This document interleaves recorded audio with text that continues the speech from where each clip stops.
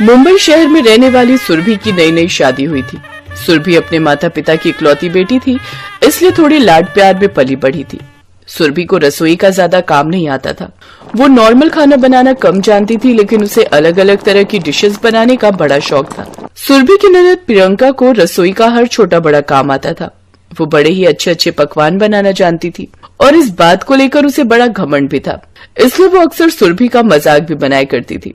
एक रोज प्रियंका की सहेलियां उनके घर आती हैं। प्रियंका, तेरी भाभी तो दिखने में बड़ी सुंदर है। ये सुनते ही प्रियंका जल भुन जाती है, क्योंकि वो अपने भाभी से दिखने में कम सुंदर जो थी। अरे तो शक्ल सूरत ही सब थोड़ी ना होती है। मेरी भाभी की सिर्फ शक्ल ही अच्छी है, इसे खाना तक तो बनाना आता नहीं। क्या तेरी भाभी को खाना बनाना नहीं आता? और नहीं तो क्या। वो ये बात अच्छे से जानती थी कि कैसे अपनी भाभी की किल्ली सबके सामने उड़ानी है। कुछ देर बाद सुरभि उन सबके लिए कोल्ड ड्रिंक और स्नैक्स मंगवा लेती है। भाभी, मेरी फ्रेंड्स को ना आपके हाथ का कुछ स्पेशल खाना है, तो आप उनके लिए कुछ बढ़िया सा बना दीजिए। अच्छा ठीक है। सुरभि हाँ तो बोल देती है, लेकिन अंदर ही अंदर वो काफी घबरा रही थी। अरे यार, अब क्या बनाऊं, कुछ समझ ही नहीं आ रहा। अब ननद जी की फ्रेंड्स को ऐसा क्या बनाकर खिलाऊं कि ननद की बोलती बंद हो जाए। अच्छे से जानती हूँ मैं, वो जानबूझकर उनको यहाँ लाएंगे ताकि मेरी इंसल्ट करवा सके। लेकिन कुछ न कुछ तो सोच सुरभि, तेरी इज्जत का सवाल है। सुरभि फ्रिज खोलकर देखती है तो उसमें सब्जी के नाम पर सिर्फ कटहल पड़ा हुआ था। है कटहल की सब्जी? लेकिन ये तो मुझे बनानी नहीं आती। और उन सबको कटहल की सब्जी बनाकर खिलाई तो सब क्या सोचेंगे? इस कटहल का और क्या बन सकता है? तभी उसे अपनी दादी की बनाई हुई वो रेसिपी याद आती है। अरे वाह, ये हुई ना बात। कोफ्ते तो मेरे फेवरेट है। अब जल्दी से इसकी तैयारी करती हूँ। सुरभि को तरह तरह का खाना ट्राई करने का बड़ा शौक था, इसलिए आज वो कुछ नया करना चाहती थी। अब जल्दी से ग्रेवी तैयार कर लेती हूँ। सुरभि जल्दी से ग्रेवी तैयार कर लेती है और कुछ देर बाद उस ग्रेवी में वो कोफ्ते डालकर तैयार कर लेती है और प्रियंका की सहेलियों को परोसती है। ये लीजिए, आपके लिए पेश है कटहल के कोफ्ते। कटहल के कोफ्ते? भाभी, आपको कटहल के कोफ्ते बनाने आते हैं क्या? जी ननद जी, वो भी बहुत अच्छे से। आप चाहो तो मैं आपको भी सिखा सकती हूँ। मेरी दादी मुझे अक्सर ये बनाकर खिलाती थी। प्रियंका की सहेलियों को उसके हाथ के बने वो कटहल के कोफ्ते बड़े पसंद आते हैं। सच में भाभी, आपने तो कमाल कर दिया। इतने बढ़िया कटहल के कोफ्ते बना लिए, वो भी इतनी जल्दी। तुम तो कहती थी भाभी खाना बनाने नहीं जानती, लेकिन वो तो कमाल के कोफ्ते बना लेती हैं। सभी सुरभि की खूब तारीफ करती हैं। प्रियंका के पास अब कोई जवाब नहीं था और वो चुप रह जाती है। वो अपनी भाभी को पसंद नहीं करती थी। गुस्से में प्रियंका वहाँ से चली जाती है। 2 दिन बाद सुरभि रसोई में एक नई तरह की डिश बना रही थी। ये क्या? ब्राह्मणों के घर में चिकन? भाभी, अगर माँ ने आपको ऐसे देखा ना तो माँ मार ही डालेंगी आपको। ननद जी, लगता है आपकी आंखों में मोतियाबिंद हो गया है, तभी तो आपको चिकन और सोया चाप में फर्क नहीं दिख रहा। बनो मत, मैं अभी मम्मी को बोलकर आती हूँ। ननद झट से जाकर अपनी माँ से चुगली करने लगती है। अरे नहीं नहीं, वो ऐसा कर ही नहीं सकती। तुम अच्छे से जानती हो कि इस घर में चिकन कोई नहीं खाता, ये ब्राह्मणों का घर है। हाँ हाँ, कोई नहीं खाता, लेकिन वो तो खाती है ना। अगर आपको यकीन नहीं है तो चलकर देख लो। प्रियंका की बात सुनकर वो रसोई में जाती है, जहाँ वो चाप को फ्राई होते हुए देखती है। बहू, ये तुम क्या बना रही हो? माँ जी, मैंने आपको बोला तो था आज कुछ अलग बनाऊंगी। अरे तो अलग का मतलब ये थोड़ी ना तुम मुर्गी बना डाल ब्राह्मणों के घर में। क्या? लेकिन ये आपको किसने कहा? अरे माँ जी, ये सोयाबीन चाप है, चिकन नहीं। ये दिखता चिकन की तरह है, लेकिन चिकन होता नहीं है। आप चाहो तो गूगल कर सकती हो। ये क्या मजाक है? तुझे पता नहीं ये चाप है? हो सकता है माँ, मुझे देखने में गलतफहमी हो गई हो। मैंने ठीक से देखा नहीं था। रहने दीजिए माँ जी, मुझे तो ना अब आदत सी हो गई है, इसलिए अब मैं इनकी किसी बात का बुरा नहीं मानती। खैर, आप सब जाइए, मैं थोड़ी देर में खाना लगा देती हूँ। ऐसे रात हो जाती है। अमित, हॉल में तो टीवी लगा हुआ है, लेकिन अपने कमरे में नहीं। हॉल वाले टीवी पर तो ननद ही कब्जा करके बैठी रहती है। ऊपर से वो टीवी भी खराब हो जाता है बार बार। आखिर कब तक हम उस टीवी को बार बार ठीक करवाते रहेंगे? तुम्हारी बात सही है सुरभि, लेकिन तुम जानती हो अभी हम पर कितनी जिम्मेदारियां हैं। प्रियंका भी ब्याह के लायक हो गई है, उसके लिए भी कुछ पैसे जोड़ने होंगे। हाँ, बात तो सही है। अच्छा, प्रियंका के लिए कोई रिश्ता देखा क्या? हाँ, एक लड़का देखा तो है। कल ही बात करूंगा माँ से इस बारे में। उन दोनों की ये बातें प्रियंका सुन लेती है।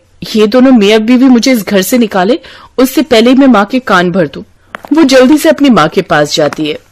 माँ, भाभी ना भैया के कान भर रही है। वो इस टीवी को बेचकर नया टीवी लाना चाहती है, वो भी स्मार्ट टीवी। और तो और अपने कमरे के लिए भी एक नई टीवी की डिमांड कर रही थी। उस दिन के बाद से सुषमा अपनी बेटी की बात पर यकीन नहीं करती थी, लेकिन अगले दिन अमित अपनी माँ से प्रियंका की शादी की बात करता है। माँ, लड़का बहुत अच्छा है, घर बार भी अच्छा है, एक बार आप देख लो।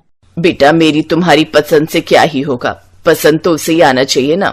माँ लड़का तो अच्छा है, कमाता भी अच्छा है, लेकिन फिर भी मुझे उस घर में शादी नहीं करनी। क्यों ननद जी, जब सब अच्छा है तो शादी के लिए मना क्यों कर रही हो?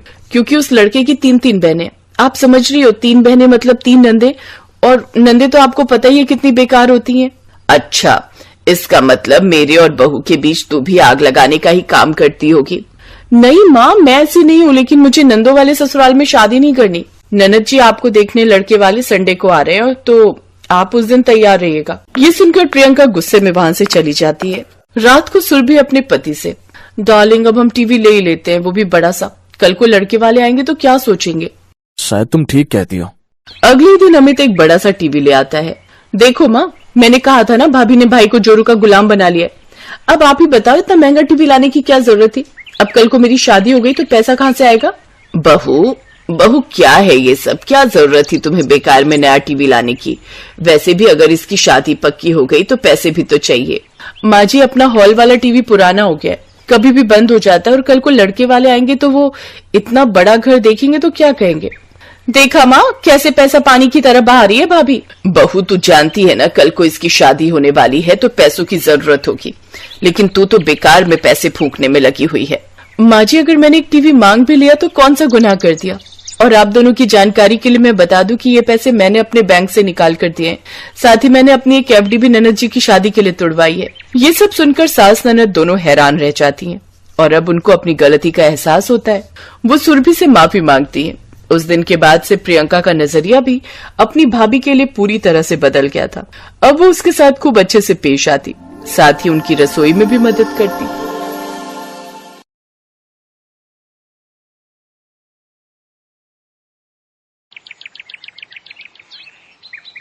दिल्ली शहर के एक पुराने मोहल्ले में अनीता नाम की एक विधवा औरत अपनी बेटी पारुल के साथ रहती थी। अनीता के पास एक हुनर था कटहल का अचार बनाने का। पति के जाने के बाद अनीता ने इसी व्यवसाय से घर का खर्च चलाना शुरू किया था।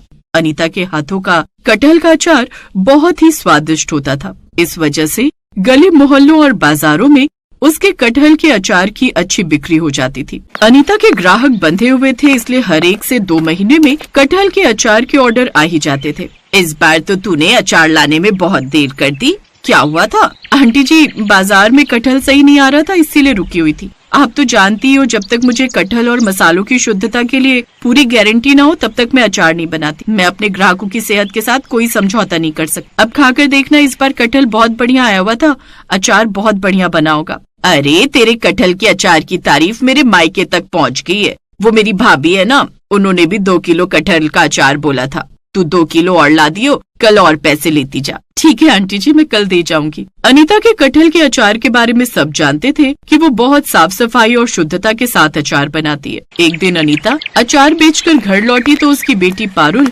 उसे गली के बाहर ही मिल गई। पारुल, क्या हुआ? तू गली में क्यों खड़ी है? मम्मी, आपसे कोई आंटी मिलने आई है। मेरे से मिलने पर कौन? अनीता पारुल के साथ घर के अंदर गई। मधु, तू? हाँ अनीता, तेरी बहुत याद आ रही थी, इसीलिए तुझसे मिलने आ गई। सच कहूँ तो मुझे तेरी बहुत जरूरत है। हाँ बोल ना, क्या हुआ? तू तो जानती है आजकल माहौल खराब है। मैं ऐसे किसी अनजान जगह पर काम नहीं कर सकती, पर मुझे काम की बहुत जरूरत है। मुझे तू अपने पास कोई भी काम दे देना। इस समय मैं बहुत परेशान हूँ। मेरे पति ने मुझे छोड़ दिया, अब वो मेरे साथ नहीं रहते, किसी और के साथ रहते हैं। मैं बिल्कुल बेसहारा हो गई हूँ। मधु, सुख दुख तो इंसान के जीवन के साथ चलते।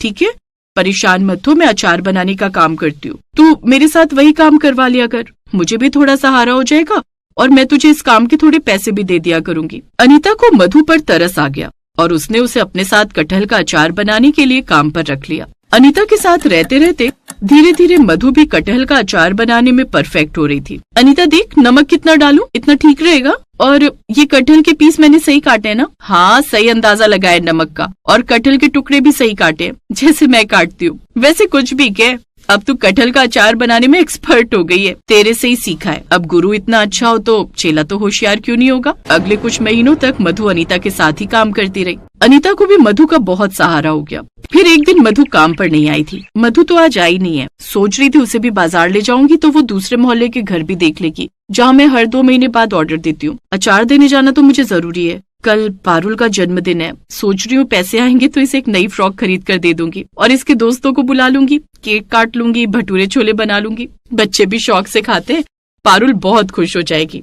आंटी जी, ये आपका कटहल का अचार लाई थी। कटहल का अचार? वो तो इस बार मैंने किसी और से खरीद लिया।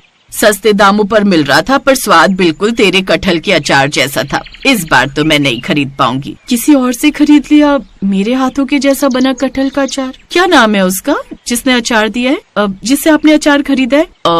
उसका नाम बताया तो था उसने, मधु नाम है उसका। बोल रही थी कि कटहल के अचार का नया नया काम शुरू किया है। बहुत परेशान थी बेचारी। मुझे भी उस पर तरस आ गया और मैंने सोचा कि अगर मैं अचार खरीद लूंगी तो उस बेचारी की थोड़ी मदद हो जाएगी। मधु का नाम सुनकर अनीता के दिल पर बहुत चोट पहुंची। मधु ने उसके साथ विश्वासघात किया था। मधु ने अपने घड़ियाली आंसू बहाकर अनीता के सभी बंधे हुए ग्राहकों को कटहल का अचार बेच दिया। अनीता के पास इतने पैसे भी नहीं थे कि वो अपनी बेटी का जन्मदिन मना सके। तभी उसे खिलखिलाकर हंसती हुई अपनी सहेली मधु मिल जाती है। उसके साथ एक आदमी भी था। मधु, ये तूने ठीक नहीं किया, तूने मेरा ही काम खराब किया। मेरे ग्राहक जो बंधे हुए थे उन्हें सस्ते दामों पर अचार बेच दिया। मैंने तुझे इसीलिए अपने पास रखा था क्या? मैंने तो तेरी मजबूरी देखकर तुझे अपने साथ काम पर रखा और तूने ये सिला दिया।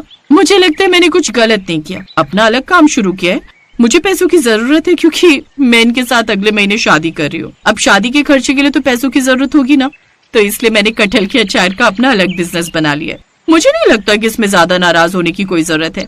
अच्छा हाँ, मैं तुझे शादी का कार्ड देने आऊंगी, तू आएगी ना अपनी सहेली की शादी पर? मधु की बातें सुनकर अनीता की आंखों में गुस्सा साफ दिखाई दे रहा था। मधु की बेईमानी से भरी बातें अनीता का दिल दुखा रही थी, पर अनीता अब कुछ नहीं कर सकती थी। उसके हाथ में कुछ नहीं था। पर कहते हैं ना, बेईमान व्यक्ति को एक न एक दिन उसके किए की सजा जरूर मिलती है, और ऐसा ही कुछ मधु के साथ हुआ। मधु ने अनीता का काम तो छीन लिया पर अपने लालच पर काबू नहीं कर पाई। उसने बेईमानी के रास्ते पर चलकर अचार में मिलावट करना शुरू कर दिया। सड़ा गला पुराना कटहल, मिलावटी मसालों से बना हुआ अचार।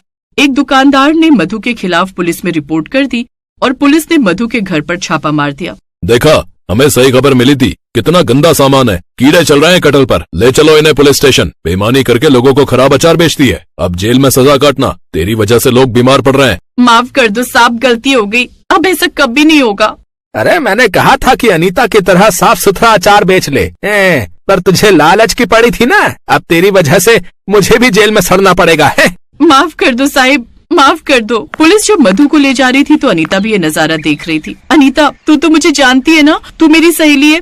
इन्हें बोलना कि मैं गलत नहीं हूँ, तेरे लिए बोलूं। और तूने जो मेरी रोजी रोटी पर लात मार दी, मेरे साथ बेईमानी की, देख आज तुझे तेरे किए की सजा भगवान दे रहे हैं। तूने मेरा काम खराब कर दिया। मेरी छोटी बच्ची 2 दिन से भूखी है। तेरी वजह से मेरा कटहल के अचार का काम बिल्कुल खत्म हो गया। मुझे ऑर्डर मिलने बंद हो गए। सही कह रही है अनीता, हम पहले इसी से अचार खरीदते थे, पर हमने भी गलती की है जो इस मधु पर विश्वास कर लिया। इंस्पेक्टर साहब, इस बेईमान को सजा जरूर मिलनी चाहिए। ये हमारी सेहत के साथ खिलवाड़ कर रही थी। अनीता, अब से तुम ही हमें अचार देना, हमें तो किसी और पर विश्वास ही नहीं है। मधु को उसके लालच और बेईमानी का फल मिल गया। उसे सजा हो गई और अनीता के ग्राहक जो पहले बंधे हुए थे फिर से उसे वापस मिल गए। ग्राहकों को भी अपनी गलती का एहसास था कि उन्होंने मधु जैसी अनजान महिला पर विश्वास किया और उससे अचार खरीदा।